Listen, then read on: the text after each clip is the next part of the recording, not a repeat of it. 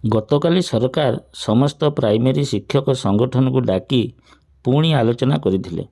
ସମସ୍ତ ସଂଗଠନ ଯାଇଥିଲେ ଆଲୋଚନା ପାଇଁ।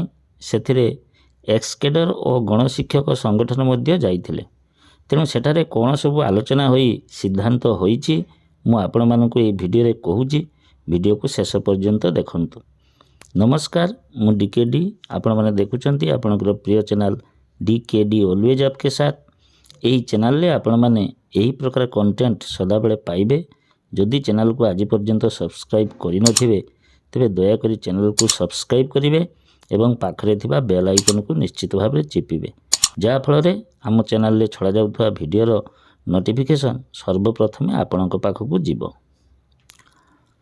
ତ ସବୁ ସଂଗଠନ କହୁଛନ୍ତି ଆଲୋଚନା ସକାରାତ୍ମକ ଥିଲା, କିନ୍ତୁ କ'ଣ ଫାଇନାଲ ହେଇଛି କେହି ବି ଠିକ୍ ସେ କହୁନାହାନ୍ତି।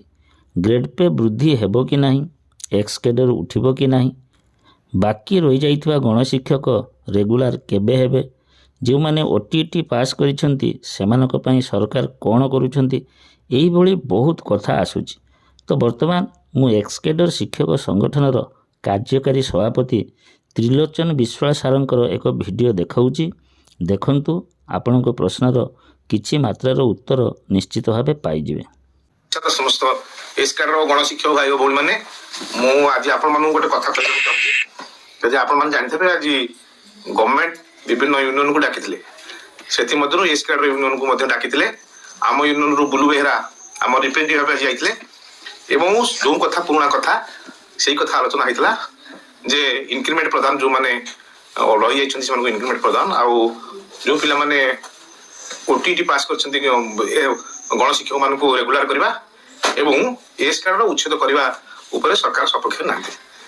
ତେଣୁ ଆମେ ତାଙ୍କୁ ଅଦର ବେନିଫିଟ୍ କଥା ଉପରେ ଆଲୋଚନା କରିଛୁ ଏବଂ ତଥାପି ଏସ୍କାଡର ଉପରେ ଆମେ ବହୁତ ଯୁକ୍ତିତର୍କ ହେଲା। କୋର୍ଟ ମ୍ୟାଟର ଉପରେ ସେ ଆଲୋଚନା କଲେ। ଯେଉଁ 619 ପିଲା କିଛି ଯେଉଁ କୋର୍ଟରେ କେସ୍ କରି ସେମାନେ ରେଗୁଲାର ହେଇଛନ୍ତି ତା ଉପରେ ମଧ୍ୟ ଆଲୋଚନା କଲେ। ସରକାର ବର୍ତ୍ତମାନ ଏଇ 619 କିଛି ପିଲାକୁ ଦେଇ ସେ ବର୍ତ୍ତମାନ ତା ଉପରେ କିଛି ଆମମାନଙ୍କ ଉପରେ ଯେତେବେଳେ ଆମେ ଆଲୋଚନା କରୁଛୁ ଯେ ଏସ୍କାଡର କାହିଁ ଉଠିବନି ବୋଲି, ସେ ଉପରେ ସେ ଗୋଟେ ନୀରବତା ଅବଲମ୍ବନ କରୁଛନ୍ତି। ତେଣୁ ଆଜି ଯେଉଁ ଆଲୋଚନା ହେଇଛି ସେ ପୁରୁଣା ଆଲୋଚନା, ସେ କିଛି ନୂଆ କିଛି ନାହିଁ।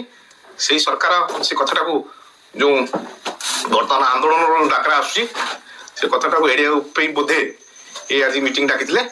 ହୁଏତ ସମସ୍ତଙ୍କୁ ଜଣାଇବା ପାଇଁ ଯେ ନାଇଁ ଆପଣମାନଙ୍କ ପାଇଁ ଆମେ କିଛି କରୁଛୁ।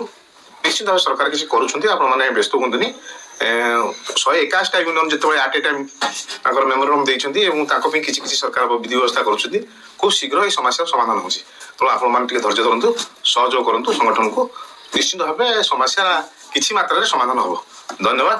ଏତିକି କହି ମୁଁ ଆପଣମାନଙ୍କୁ ବିଦାୟ ନେଉଛି। ଜୟ ଜଗନ୍ନାଥ। ତ ଆପଣମାନେ ତ୍ରିଲୋଚନ ସାରଙ୍କର ଭିଡ଼ିଓକୁ ଦେଖିଲେ।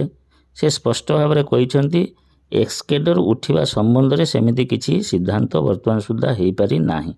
କିନ୍ତୁ ଯେଉଁମାନେ ଇନକ୍ରିମେଣ୍ଟ ପାଇପାରୁନାହାନ୍ତି, ଅର୍ଥାତ୍ ଯେଉଁମାନେ OTT ପାସ୍ କରିଛନ୍ତି କିନ୍ତୁ ଇନକ୍ରିମେଣ୍ଟ ପାଇପାରୁନାହାନ୍ତି, ସେମାନେ ନିଶ୍ଚିତ ଇନକ୍ରିମେଣ୍ଟ ପାଇବେ ଏବଂ ବାକି ରହିଯାଇଥିବା ଗଣଶିକ୍ଷକମାନେ ରେଗୁଲାର ହେବେ। କିନ୍ତୁ ଏକ୍ସକେଡର ସମ୍ବନ୍ଧରେ ସେ ସେମିତି ବେଶୀ କିଛି କହିନାହାନ୍ତି ଯେ ଏକ୍ସକେଡର ପ୍ରକୃତରେ ଉଠୁଛି କି ନାହିଁ। ତ ଏ ଥିଲା କାଲିର ଏକ୍ସକେଡର ଏବଂ ଗଣଶିକ୍ଷକମାନଙ୍କ ଦ୍ୱାରା ଯେଉଁ ଆଲୋଚନା ହୋଇଥିଲା ସରକାରଙ୍କ ପାଖରେ, ତାହାର ସାରାଂଶ। ଆଶା କରୁଛି ଭିଡ଼ିଓଟି ନିଶ୍ଚିତ ଭାବରେ ଆପଣଙ୍କୁ ଭଲ ଲାଗିଥିବ। ଭିଡ଼ିଓଟିକୁ ଲାଇକ୍ ଏବଂ ସେୟାର କରିବେ। ରହୁଛି, ପୁନର୍ବାର ଦେଖା ହେବ ଅନ୍ୟ ଏକ ଭିଡ଼ିଓରେ। ନମସ୍କାର।